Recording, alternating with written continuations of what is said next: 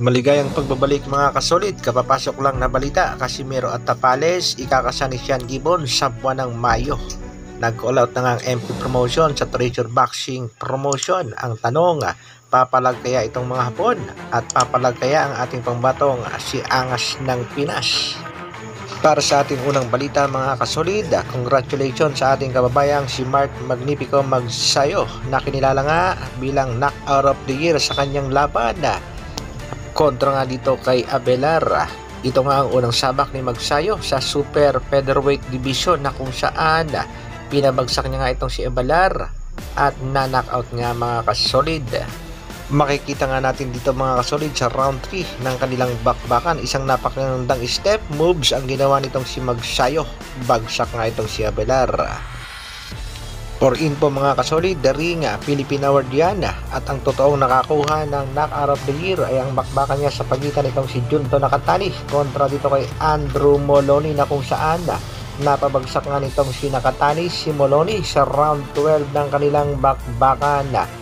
At ito nga ang si Nakatani ang nakakuha ng knockout of the year sa Ring Magazine. Congratulations din dito sa ating kababayang si Marlon The Nightmare Tapales na nakakuha naman ng Fighter of the Year matapos niyang talunin itong si Akhmadaliev sa kanilang naging bakbakan ng taong 2023. Big upset nga ito mga kasolid. For info nga mga kasolid, ito ang awards na iginawad sa ating kababayang si Marlon The Nightmare Tapales ay The Ring Magazine Philippine Awards. Congratulations ulit kabayan, at ang nakakuha nga ng Fighter of the Year ay walang iba kundi itong Japanese monster na si Naoya Inoue matapos nga nitong talunin itong si Stephen Fulton para sa unification ng dalawang titulo. At ito nga ay nakuha ni Naoya Inoue ang WBC at WBO. At ngayong December nga lamang ay tinalo naman itong si Inoue si Tapales, at dito na nga nakuha naman nitong si Inoue ang 4 na titulo at naging undisputed sa Super Bantamweight Division. Congratulations ulit sa ating mga kababayang si Mark Magnifico Magsayo at sa ating pangbatong si Marlon The Nightmare Tapales. Sa kabilang balita naman mga kasolid, update muna tayo sa ranking ng Super Bantamweight Division. Umiinit nga ang division ito mga kasolid, lalo na sa mga Pinoy. Sa update nga ng WBO, number 4 dito sa ranking si General Casimiro, number 3 si Doheny, number 5 si Carl James Martin. Sa ranking naman ng IBF mga kasolid ay makikita nga natin dito na yamado ang Pinoy na si Carl James Martin, nasa pang-4 na pwesto, pang-5 si Tapales, pang-6 si Casimiro. At dito naman sa WBC, inilaglag na nga ang ating pangbatong si Angas ng Pinas, nasa pang-8 pwesto na lamang. At dito nga ay biglang pumasok sa pang-3 pwesto ang ating kababayang si Marlon The Nightmare Tapales. At sa latest update naman ng WBA, kinilala pa rin ang ating pangbatong si Tapales at inilagay pa rin sa pang-5 pwesto.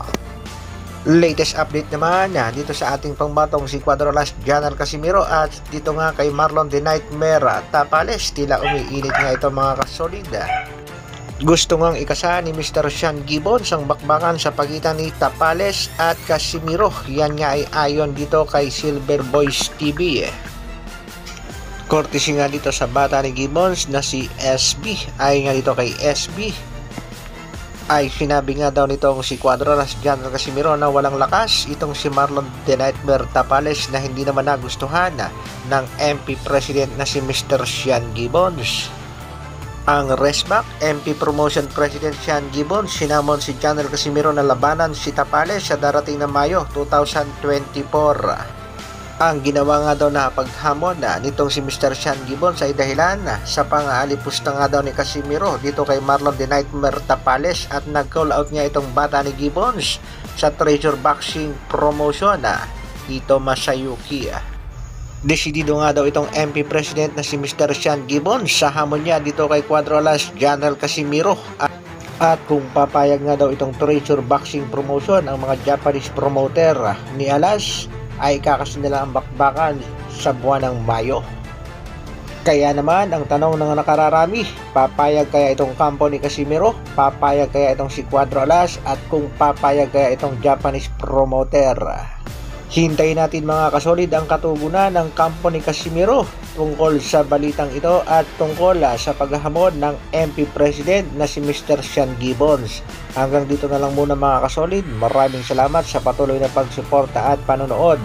Isang like naman dyan at sa mga bagong mapapadaan sa aking munting channel, papindot naman. Mabuhay, Dr. Alvin Vlogs. Brrrr.